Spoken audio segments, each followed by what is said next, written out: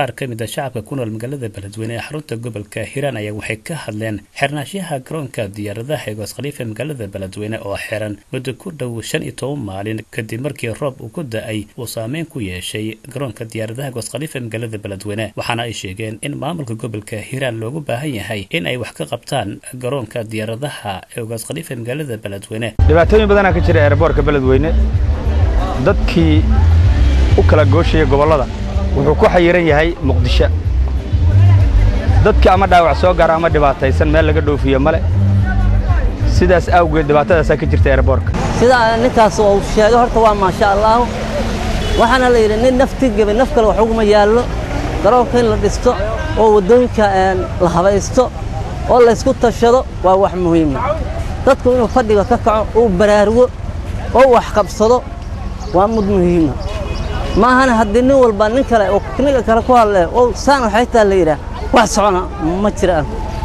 مركب ولا على الرهيرة وحكم برارجنا وحلا قبصده إن ماركتين ده لا فرق ولا فيك كول جناده أو حلا قبصده أو قرب كلا سلا قبصده أو إنه والبنين كلا ورفرت كتاجن أو مثل هذا هل مثل هذا سيدا سان كسر قبل جبينه قبل كانوا المامون كجيران ودن كوحو قبطه ماشي دليل أو بدوني كعبانية أو وحلا قبطه ساسن ku baraarujinaya waa laborka magaalada Beledweyne waa labor aad u weyn maxaan ku sheegay gobolada dhexe isku keeno maantana aqabada ayaa ka taagan waxa kamid ah in muddo 15 bari uu xiran yahay maxaan ku sheegay roobka awgeed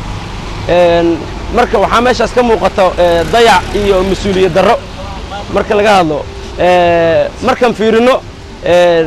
maamulka Hirshabeelle oo kaleento ayaga meesha ku xayiran sida maxaan ku sheegay hor loo sheegayba xildhibaanadii iyo wasiiradii imaan raba waxay u xayirmeen airportkii uu roob ku da'ay awgeed meeshaas waxa ka muuqata khayrin mas'uulnimo boqolkiiba boqol xirnaanshaha garoonka haddaan ka hadlo waa caqabadaha haysto dadka ummadda reer Hiiraan gaar ahaan ummadda reer Beledweyne arrintaas waa carqaladda midda koobaad oo lagu hayso waa meeshii yacni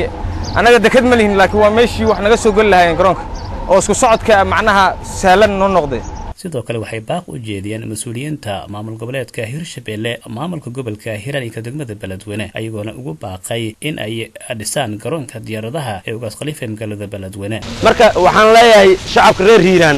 qurba joogta iyo inta dalka joogtaba in loo istaago garoonkaas ee la dhiso reer Hiiraan in garoonkaas u istaagaan dhamaantood nin iyo $1 ka badan nin walba dhulkiisa asaa dhisan karo kuwii hore u ogay waaba ogaayeen waxba uma sheegayno kuwa hadda cusub oo loo dhiibay inay gobolka airportka ugu hordhigaan arrimaha gobolka inay ugu hordhigaan ayaga oo danta ummadda u arka magaaladu airport hadaysan lahayn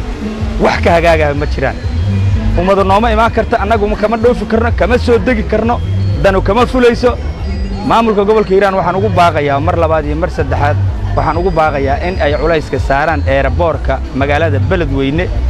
Bashiir Abdullah Usman telefishinka caalamiga ah ee Ariel TV Beledweyne